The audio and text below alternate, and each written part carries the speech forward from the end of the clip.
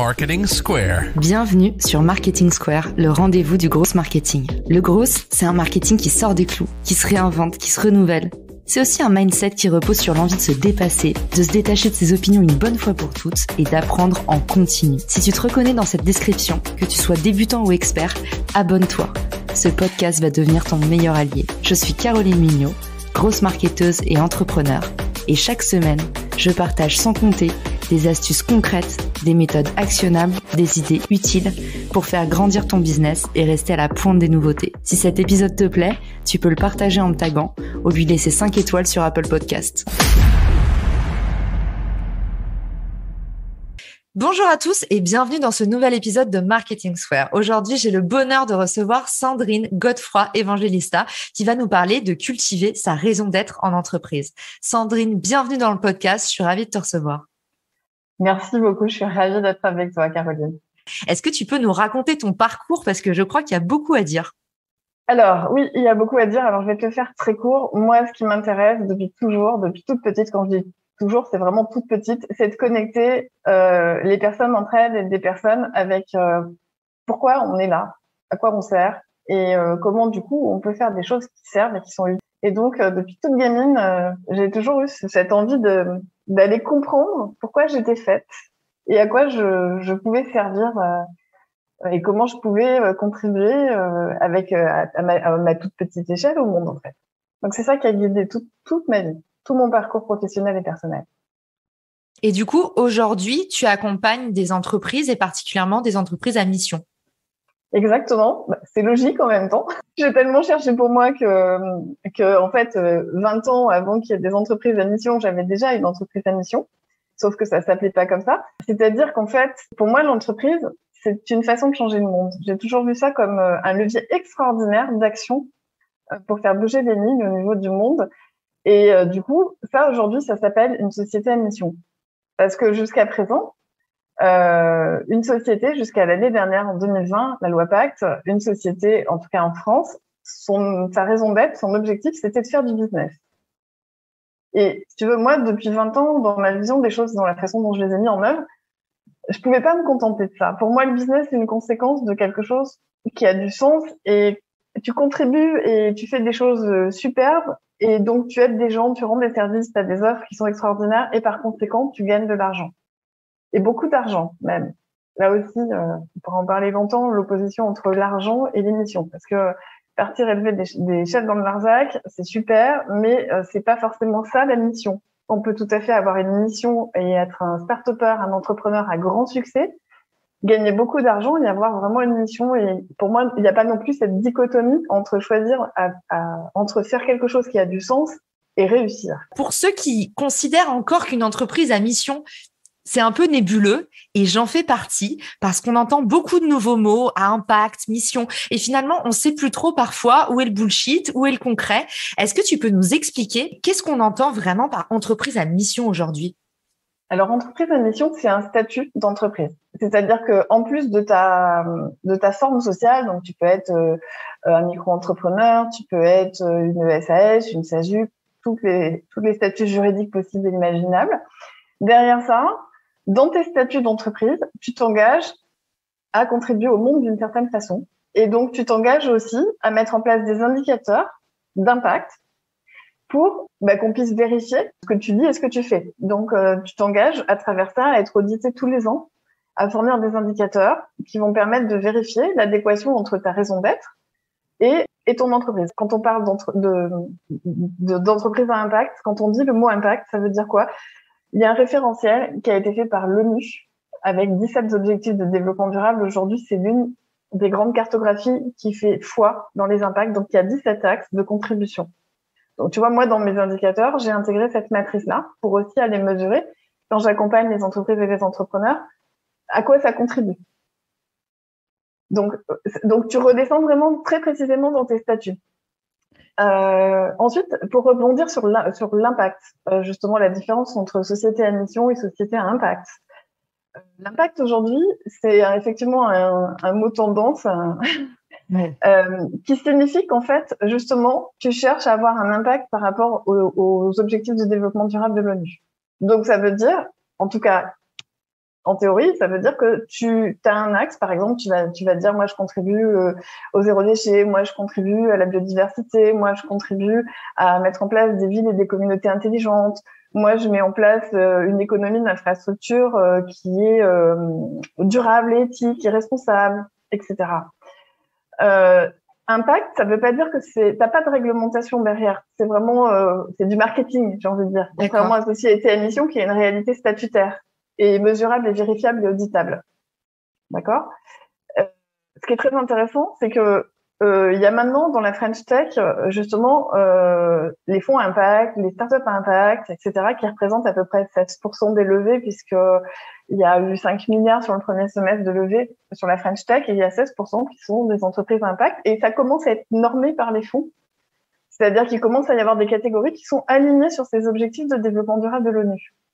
C'est des termes qui sont utilisés à tort et à travers parfois. Donc, merci de les avoir redéfinis avec nous. Et alors, du coup, moi encore, un sujet un petit peu mystérieux pour moi. Quand on parle de raison d'être, est-ce que tu peux nous dire qu'est-ce qu'on appelle la raison d'être déjà au sens global, et après, on verra comment est-ce qu'on peut l'appliquer dans le cas d'une entreprise. Oui, alors, la raison d'être, pour moi, c'est ton pourquoi. Pourquoi tu te lèves le matin? Je vais faire très court. Qu'est-ce qui fait que tu as envie de te lever le matin, plus exactement? Qu'est-ce qui fait que je suis dans l'énergie où j'ai envie de me lever le matin et que j'ai envie de faire ce que je fais et que je le retraduis dans ma vie professionnelle? Ça, c'est la raison d'être. Donc, la raison d'être, c'est le pourquoi, comme au sens où Simon Sinek et d'autres, on parle le purpose aussi. Ouais, c'est exactement ça. C'est le why de Simon Sinek. C'est la même chose.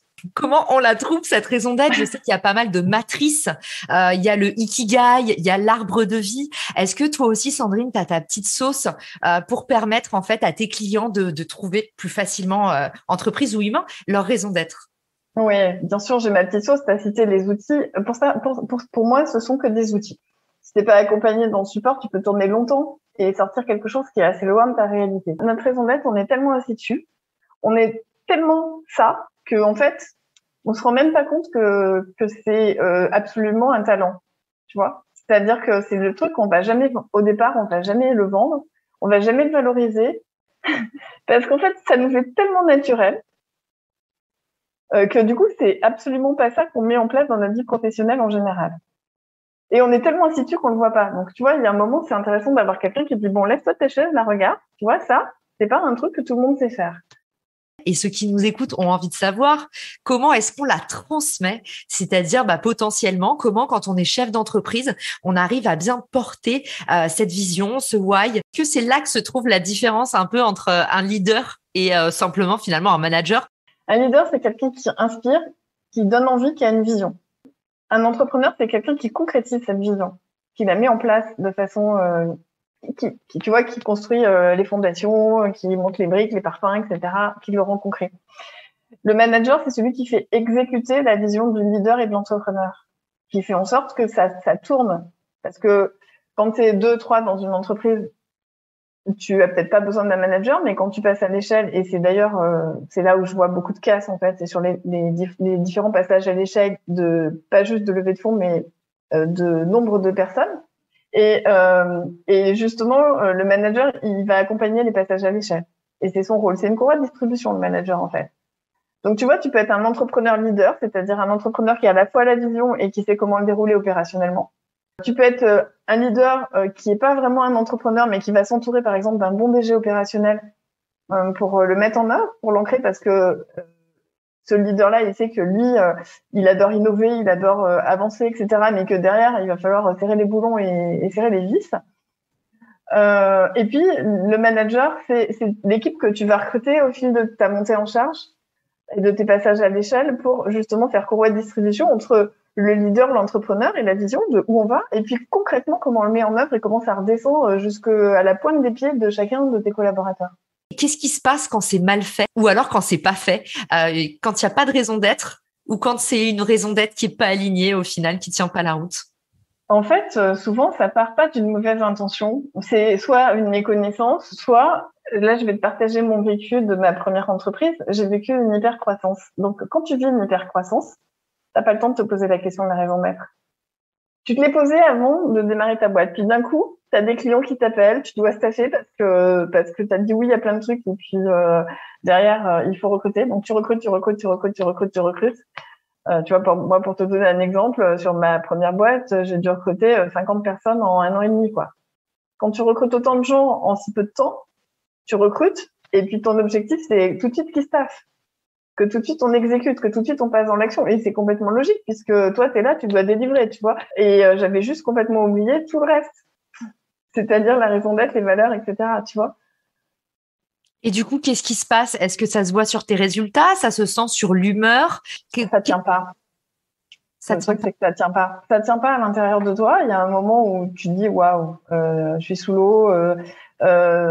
Voire tu vas vers le burn-out tranquillement mais sûrement, sans te rendre compte que tu t'augmentes ton niveau de stress parce que tu sens bien qu'il y a un truc qui se décale de plus en plus. Tu sais, c'est comme quand tu es sur un bateau, un petit pourcent qui se décale. En fait, sur la trajectoire finale, ça fait un truc énormissime. Sauf que c'est un petit pourcent, donc tu le sens pas. Puis après, c'est 2 petits pourcents, c'est 3 petits pourcents. Tu vois, c'est tout petit au départ. Et sauf qu'à un moment donné, tu regardes la trajectoire, tu fais, oh mon Dieu, mais c'est pas du tout là que je voulais aller. Donc c'est ça pour moi le risque en fait, c'est que et puis quand tu décales la trajectoire, forcément les gens en fait interprètent plein de choses et le font à leur façon, donc ça donne un truc un peu hétéroclite dans lequel t'en as un qui va dans un sens, l'autre qui va dans l'autre. Donc en fait ça se voit par, enfin de façon concrète comment on mesure ça. Moi je suis très attentive quand les gens me disent je suis sous l'eau, j'ai pas le temps.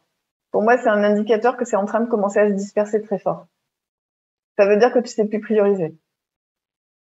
Et si tu sais plus prioriser, c'est parce que tu es plus aligné sur ta raison d'être. Parce que quand tu es aligné sur ta raison d'être, tu sais prioriser. Tu vois, donc l'indicateur, c'est de façon concrète. C'est, tu as été dans une boîte qui commence à monter en pression. Oui, mais tu comprends, nous, on est une start-up, alors il faut qu'on bosse 70 heures par semaine parce qu'on est une start-up et que c'est normal. Non. Ça n'a rien de normal de bosser 70 heures même quand on est une start-up. Ça veut dire qu'on sait plus où on va. On n'a plus de cap. Donc, du coup, on donne la même priorité à un truc qui est vraiment dans ce qu'on veut faire et puis dans quelque chose qui est pas ce qu'on veut faire. Tout à le même niveau d'importance. Donc, on commence à avoir, nous-mêmes, on le dit pas, mais on commence à être grave sous stress.